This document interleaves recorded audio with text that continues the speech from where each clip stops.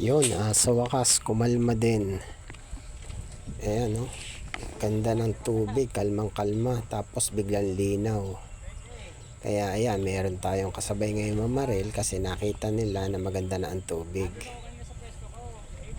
Ayan, sa parting yan, nag-aabang na tayo ng mga lulutang o magpapakita ng isda para mabaril na natin. Ayan, abang-abang lang tayo.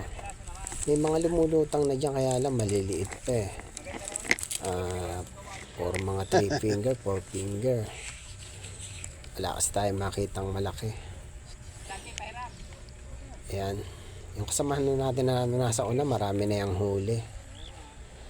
Kasi nasa unahan siya eh.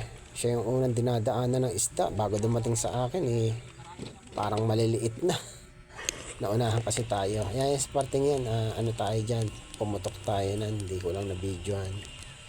Kaya lang, hindi naman yan yung binabaril natin, pero tinamaan. Maliit kasi yan eh, parang 4 finger lang ata yan. Hindi masyadong malaki, kaya lang, hindi na natin pwedeng alpasan eh. Ayan, may binaril ulit tayo dyan, malaki yan. Ang problema naman, sumabit. Meron kasing kawayan diyan. Yung siit baga, siit ng kawayan. Ang dami kasing kawayan. Actually, yung aking pinepwestohan na yan, puro kawayan yan. Eh, ayan, sumabit. Kaya, natanggal naman. Kaya lang, ayan, natanggal ko sa kawayan. Nung hinihila ko na siya palapit sa akin, ayun, natanggal din naman siya. Pasok ang malalaki na oh. Siya. Kaya ayun, sayang lang. Mamamatay na rin siya. Hindi maganda yung tama niya eh. Kaya ayun. Yan.